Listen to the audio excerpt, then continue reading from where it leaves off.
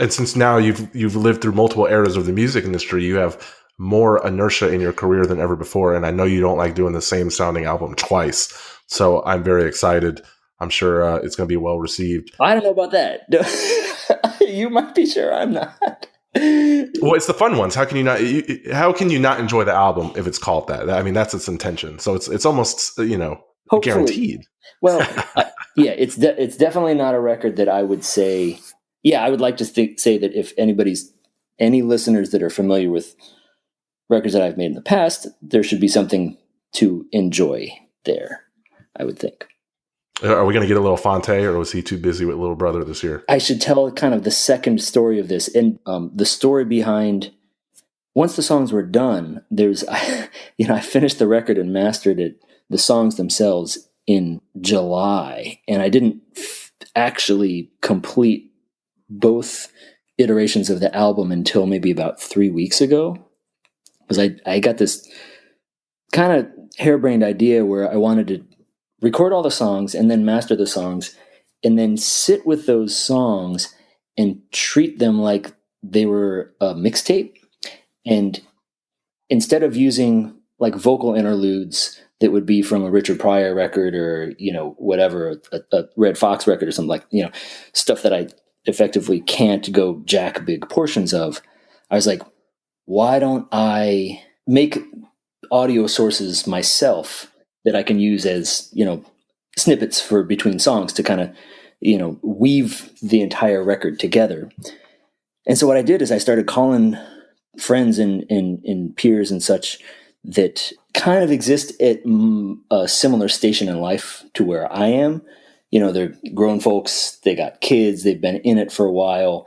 And, for me, there was this is ironically going to bring this conversation slightly full circle to the phase 2 discussion we had earlier. At this point in my life, I have to ask myself, why am I still making records? Not because I don't want to make records, but there's this kind of compulsion for me. I have this compulsion to make art and put it into the world. And part of this, making this record for me, was examining really why that was. For the longest time, I would kind of lump together the life purpose thing with the financial thing and not really parse those two things out and figure out how much of it was one and how much of it I was just like, well, I got to pay my bills and I got to make music. So what I'm actually going to do, it doesn't matter the why. I'm just doing what I'm doing. You know what I mean? It might sound silly, but I literally, I've been asking myself. Part of the last year or two was me asking myself, like, really, why is that? And I opened that question up to some other folks. For me, it really does. A big part of it is this, like, it's soothing. It gives me purpose. It gives me satisfaction. It's infinitely challenging and fascinating and fun and interesting and engaging.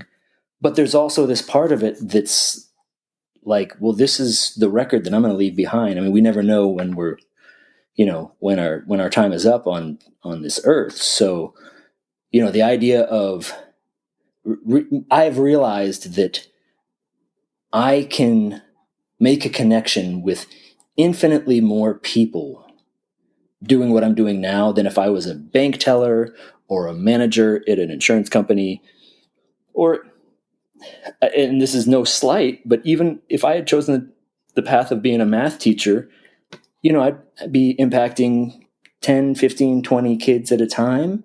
I have the wonderful opportunity with the music career that I've built to make a connection with many more people than that, So anyway, I opened this question up to basically my friends and started asking them these, why are you still doing this? And just getting into it. And I would record the conversations.